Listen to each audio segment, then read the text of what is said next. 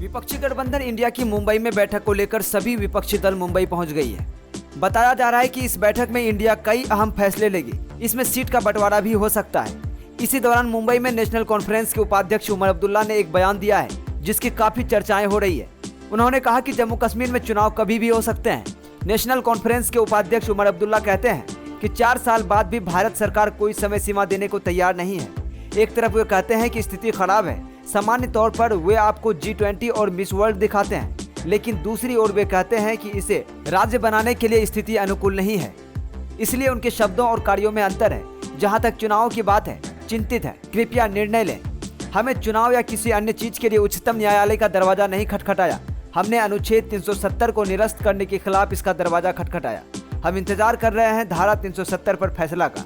साथ ही उनसे जब पूछा गया कि भारत गठबंधन का पीएम चेहरा कौन होगा, तो नेशनल कॉन्फ्रेंस के उपाध्यक्ष उमर अब्दुल्ला ने कहा, अगर आप मुझे पूछें तो मुझे नहीं लगता कि हमें किसी प्रधानमंत्री पद के चेहरे की घोषणा करने की जरूरत है।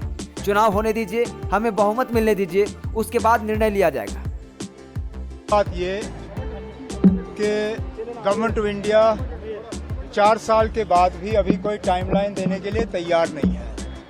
एक तरफ से कहते हैं कि हालात ठीक हैं, आपको G20 दिखाते हैं, मिस वर्ल्ड दिखाते हैं, बाकी चीज़ें दिखाते हैं, लेकिन दूसरे तरफ से कहते हैं कि हालात अभी रियासत बनाने के लिए जो है वो मौजू नहीं है।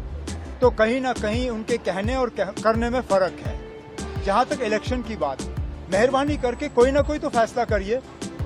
इलेक्शन कमीशन वाले कहते हैं कि सेंटर को इनपुट देना होगा। सेंट्रल गवर्नमेंट सुप्रीम कोर्ट में कहती है कि इलेक्शन कमीशन को फैसला करना होगा। आप दोनों मिल के, सेंटर और इलेक्शन कमीशन मिलके बैठ के फैसला करिए।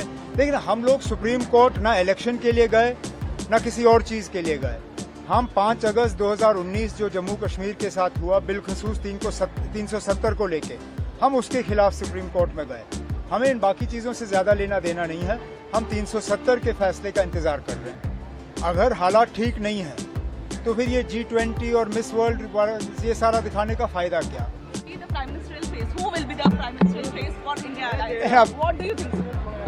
जहाँ तक अगर आप मुझसे पूछें, मुझे नहीं लगता है कोई ज़रूरत है हमें किसी प्राइम मिनिस्टर फेस का ऐलान करने का। इलेक्शन हो जाने दीजिए, बहुमत आने दीजिए, उसके बाद फैसला होगा।